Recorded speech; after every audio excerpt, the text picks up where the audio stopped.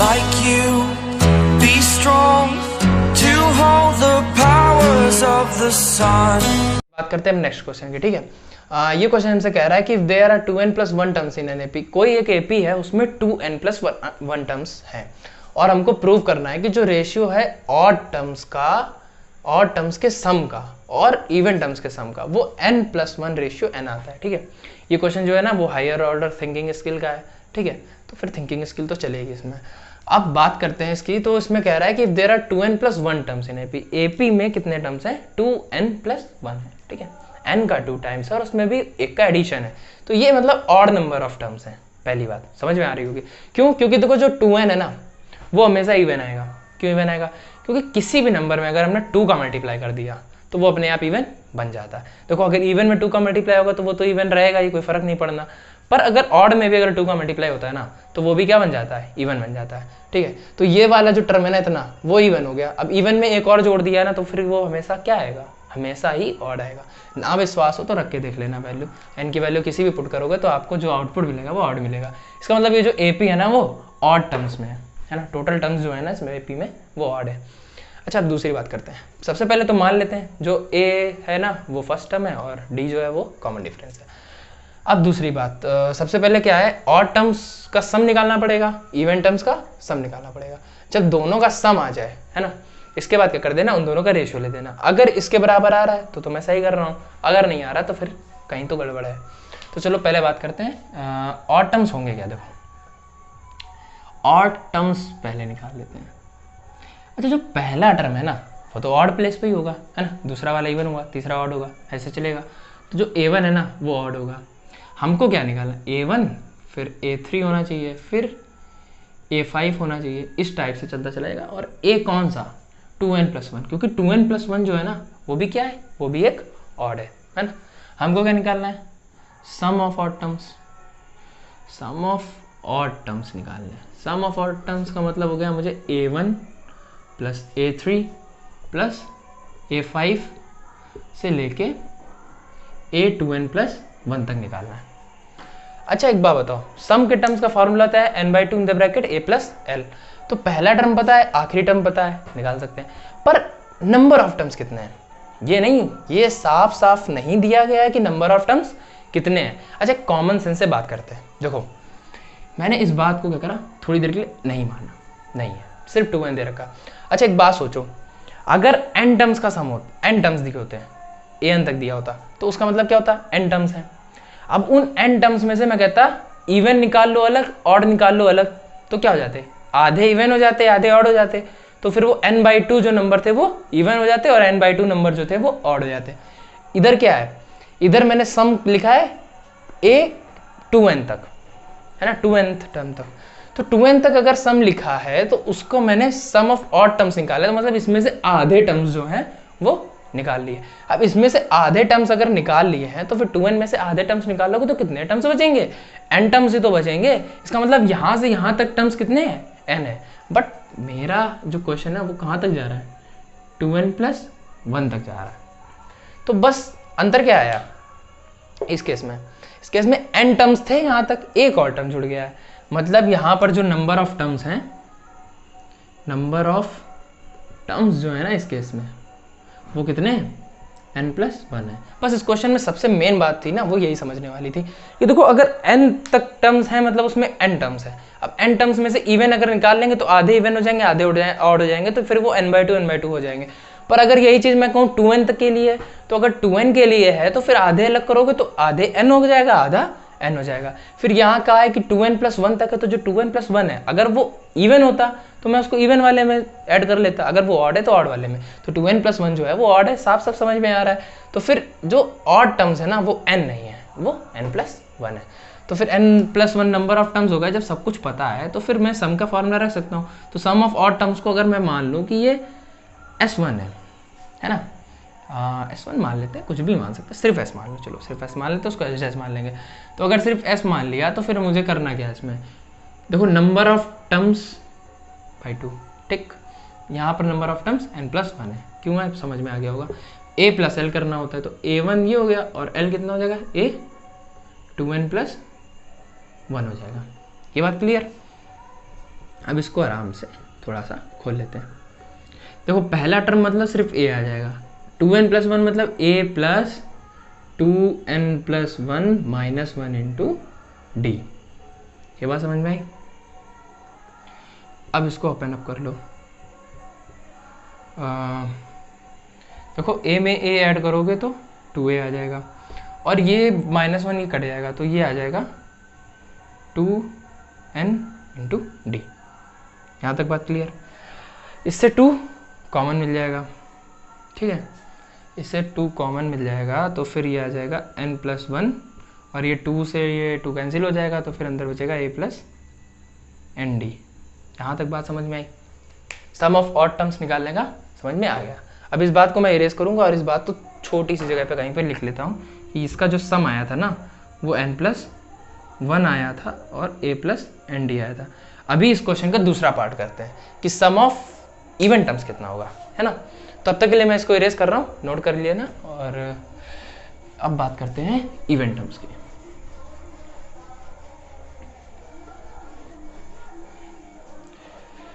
अब देखते हैं सम ऑफ इवन टर्म्स। तो फिर सम ऑफ इवन टर्म्स, देखो पहला इवन टर्म क्या होगा, जो उसका सेकेंड टर्म होगा वो पहला इवन टर्म होगा, इसके बाद उसका फोर्थ टर्म, ऐसे करते करते कहाँ तक जा सकते हैं, सिर्फ 2n तक। तो क्यों? क्योंकि 2n+1 मैक्सिमम टर्म थे, उसे जस्ट वो ऑड था, उससे जस्ट पहले वाला जो टर्म होगा ना वो क्या होगा, इवन होगा। तो वो क्या होगा, a की पावर a जो है 2n। तो ये आपका आ जाएगा सम ऑफ क्या, इवन टर्म्स। अच्छा ये कितने हैं नंबर्स में, देखो ये ऑड है, इवन है सॉरी, और कहाँ तक जा रहे हैं, 2n तक जा रहे हैं। तो 2n के आधे हो जाएंगे ये, तो 2n के आधे मतलब n। तो ये कितने नंबर ऑफ टर्म्स हैं, ये n नंबर ऑफ टर्म्स है। और वहां पर क्या था, वहां पर वो 2n+1 तक जाए, तो बस एक ऑड टर्म और ऐड हो रहा था, तो इसलिए हमने वहां पर n+1 लिखा था।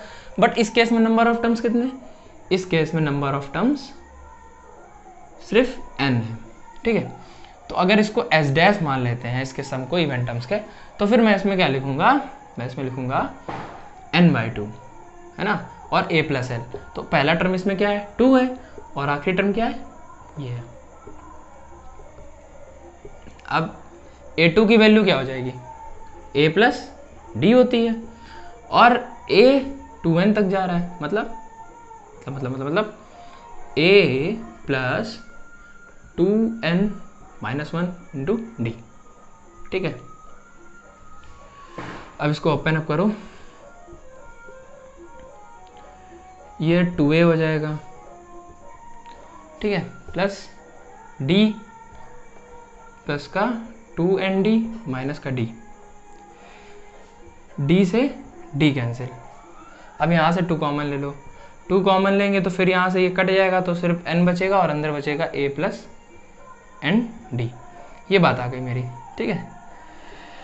देखो उधर ये निकाल चुके थे हम, हमारे पास सम ऑफ ऑड टर्म्स भी आ गया है, सम ऑफ इवन टर्म्स भी आ गया। अब बचा क्या करने को, इन दोनों का क्या लेना बचा है, रेशियो लेना बचा है। रेशियो मैं यहाँ पे ले लेता हूँ, ठीक है, इसको इरेज कर देते हैं, स्पेस थोड़ा सा कम है। चलिए देखते हैं, अब हमको क्या लेना है, ऑड टर्म से इवन टर्म्स का रेशियो। तो फिर ये आ जाएगा मेरा n+1 in the bracket a plus N D, और नीचे आ जाएगा n in the bracket a plus N D. देखो ये दोनों चीज़ें सिमिलर है, कैंसिल आउट हो जाएंगी, तो फिर ये सिंपली आपका आ जाएगा n+1 अपॉन n। तो s से s डैश का जो रेशियो है वो n+1 रेशियो n आ जाएगा। अगर लिखें s रेशियो s डैश जो है वो हमारा n+1 से रेशियो n आ जाएगा। चेक कर लो, तुम्हारा ये जो आंसर था वो प्रूव हो गया।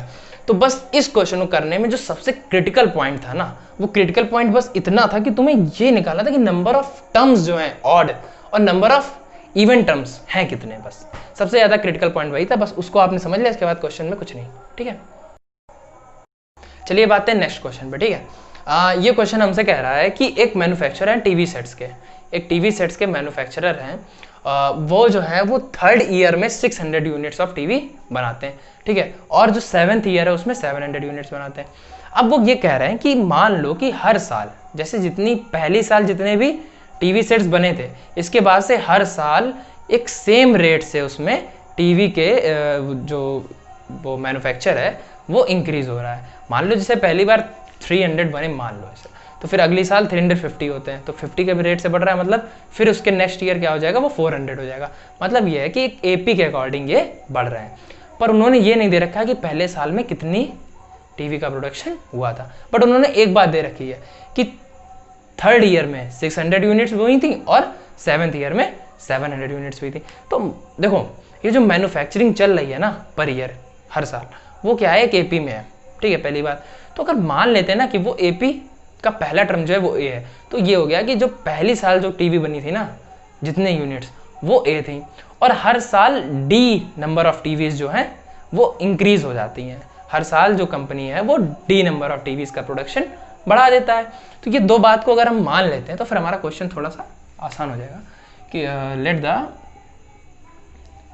Production of TV units in first year be a, और इंक्रीज जो हो रही है वो डी है ना। तो increase in production every year लिख सकते हैं, इंक्रीज इन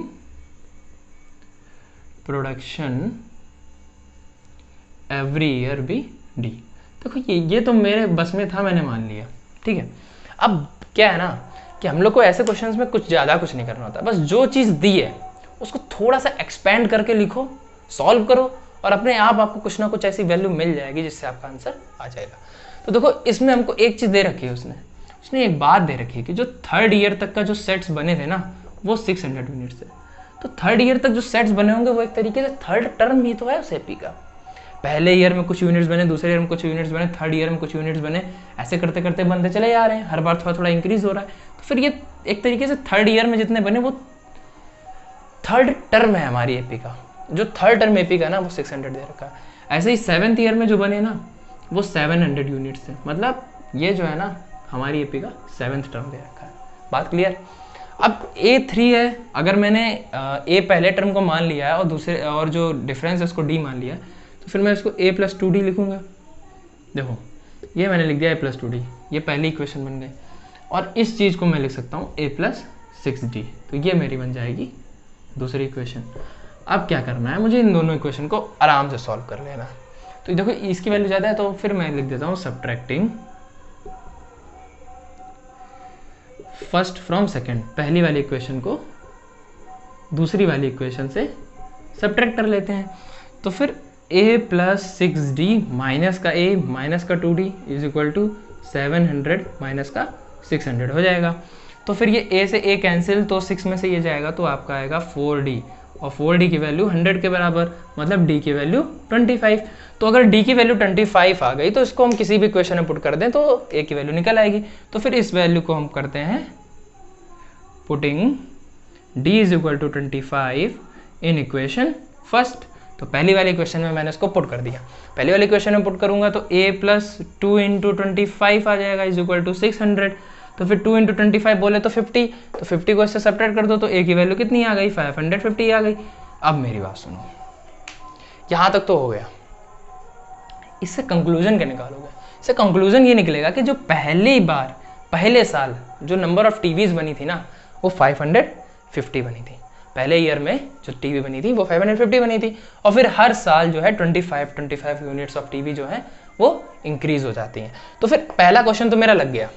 पहला क्वेश्चन मुझसे पूछा था फर्स्ट ईयर में कितने नंबर ऑफ टीवीज बनेंगी, तो फर्स्ट ईयर में नंबर ऑफ टीवी यूनिट जो होंगी वो 550 होंगी, ठीक है। अब नेक्स्ट बात करते हैं कि जो 10th ईयर होगा, मतलब 10th ईयर का मतलब समझे, इसी एपी का 10th टर्म है ना, उस साल में कितनी होगी। तो फिर सेकंड क्वेश्चन का करते हैं। पहली बात तो मेरी निकल आई है, ठीक है। विजुलाइज कर पा रहे हैं ना, इसको एपी से विजुलाइज करने की कोशिश करो, ठीक है। अब सेकंड क्वेश्चन को सॉल्व करते हैं।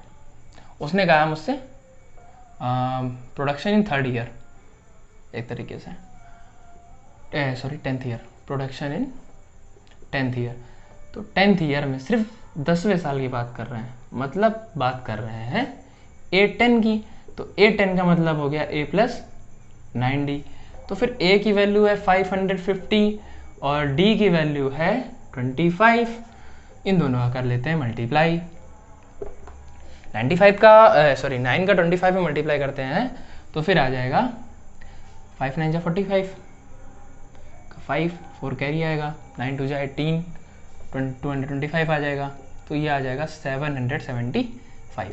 तो आपका आ गया जो 10 ईयर है ना, 10 ईयर 10th ईयर 10वें साल का जो प्रोडक्शन है वो 775 होगा।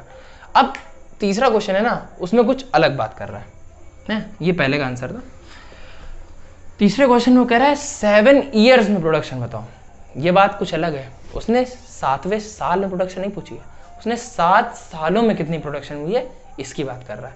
तो देखो एक बात बताओ, अगर जैसे मान लिया मैंने पहले मान क्या लिया, इसका आंसर ये है कि 550 पहले ईयर हुई थी, फिर 25 इंक्रीज हुई होगी तो अगले साल 575 हुई होगी, फिर 25 इंक्रीज हुई होगी तो 600 हुई होगी, एंड एज जस्ट चलता चला आ रहा होगा। ये पहले ईयर का प्रोडक्शन, दूसरे ईयर का प्रोडक्शन, तीसरे ईयर का प्रोडक्शन, ऐसे करते चला जा रहा है। उसने कहा 7 साल में कितना प्रोडक्शन हुआ, समझ रहे हो? ये जब 7th टर्म तक जाएगा ना तो उनका पूरा मैं क्या निकाल लूँ, सम निकाल लूँ, है ना? बात समझ में आई? 7 सालों का टोटल प्रोडक्शन पूछ रहा है, सिर्फ 7th ईयर का प्रोडक्शन नहीं पूछ रहा है, यहाँ सिर्फ 10th ईयर का प्रोडक्शन पूछ रहा है, 10वें साल में कितनी प्रोडक्शन हो जाएगी, तो वो मेरा 10th टर्म था। पर अब वो क्या कह रहा है, 7 सालों में प्रोडक्शन बताओ, मतलब सम ऑफ 7 टर्म्स। बात क्लियर? चलो अब तीसरे क्वेश्चन को सॉल्व कर लेते हैं। अब उनके कहने का मतलब है कि आप निकालो सम ऑफ 7 टर्म्स, समझ रहे हैं? यही क्या हो जाएगा, प्रोडक्शन 7 ईयर्स के बराबर। तो फिर सम ऑफ 7 टर्म्स निकालने का मतलब क्या हो गया, n की वैल्यू 7 हो गई तो 7/2 इन द ब्रैकेट 2 इंटू a की वैल्यू कितनी थी 550 प्लस 7 - 1 इंटू d 25। चलो ये आ जाएगा 7/2। इन दोनों का मल्टीप्लाई कर दो तो ये आ जाएगा 1100, है ना? और इसका 6 का मल्टीप्लाई 25 में करोगे तो कितना आएगा, 25 4 जा 100 होता है तो 150 आ जाएगा। इन दोनों को ऐड कर लो तो ये आ जाएगा 1250। तो फिर ये आ जाएगा 7 इंटू 2 6 जा 12, 2 2 जा 4 और 2 5 जा 10। तो फिर इसका मल्टीप्लाई कर दे, 7 5 जा 35, 3 कैरी, 7 2 जा 14 और 3 17, 1 कैरी और 7 6 जा 42 और 1 43, 4375। ये आ गया आपका आंसर कि जो 7 साल होंगे ना तो उन 7 सालों में कितना प्रोडक्शन होगा वो आ गया। तो इस टाइप के क्वेश्चन आपको अक्सर देखने को मिल जाएंगे, बस इनमें कुछ ज़्यादा कुछ नहीं करना है, बस आपको थोड़ा सा कॉमन सेंस का यूज़ करना है और आराम से क्वेश्चन लग जाए। तो यहाँ से हमारा जो एपी का जो पूरा पोर्शन है ना वो खत्म होता है, ठीक है।